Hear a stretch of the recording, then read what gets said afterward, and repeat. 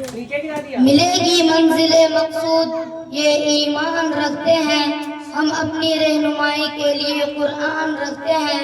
وفاداری وطن سے ہو یہی اسلام کہتا ہے کہ وفاداری وطن سے ہو یہی اسلام کہتا ہے، ہم اپنے دل کے ہر گوشے میں ہندوستان رکھتے ہیں۔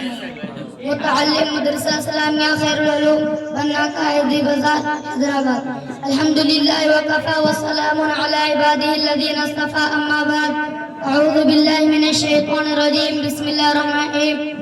محترم علی جناب ناظم صاحب، صدر مدرس صاحب، مشفق اساتذہ کرام اور معزز حاضرین، آج کا یہ تاریخ ساز دن جس کو جشن جمہوریت کے طور پر ہر سال پورے ملکوں میں منایا جاتا ہے، یہ ہم ہندوستانیوں کے لیے قومی تہوار کا دن ہے۔ آج سے تقریباً 72 سال پہلے 15 اگست 1947 کو ہمارا یہ ملک انگریزوں کی چنگل سے آزاد ہوا ہے۔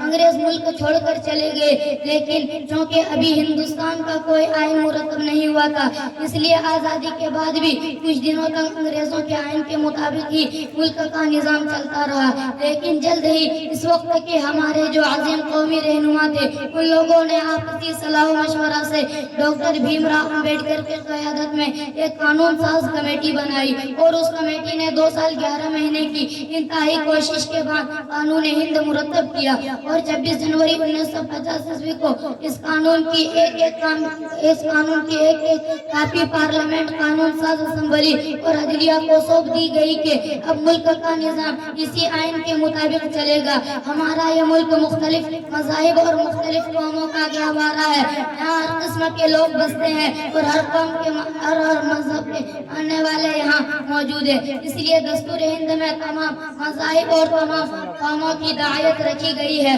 اور آئین کی پہلی دفعہ یہ بنائی گئی کہ ہندوستان ایک سیکولر اور جمہوری ملک ہے، یعنی ہندوستان کا کوئی سرکاری مذہب نہیں، بلکہ اس ملک میں ہر مذہب کے ماننے والوں کے لیے مکمل آزادی ہے کہ یہاں کا ہر باشندہ اپنے مذہب پر آزادی سے عمل کرتے ہوئے زندگی گزار سکتا ہے۔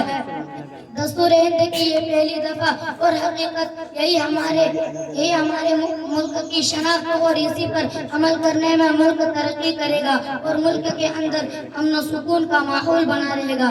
میں چند اشعار کے ساتھ اپنے تقریر کو ختم کرتا ہوں۔ اگر خلاف ہے ہونے دو جان تھوڑی ہے، کہ اگر خلاف ہے ہونے دو جان تھوڑی ہے، یہ سب دھواں ہے کوئی آسمان تھوڑی ہے، لگے گی آگ تو آئیں گے گھر کئی زد میں، کہ لگے گی آگ تو آئیں گے گھر کئی زد میں، یہاں پہ صرف ہمارا مکان تھوڑی ہے۔ میں جانتا ہوں کہ دشمن بھی کم نہیں، لیکن میں جانتا ہوں دشمن بھی کم نہیں، لیکن ہماری طرح ہتھیلی پہ جان تھوڑی ہے۔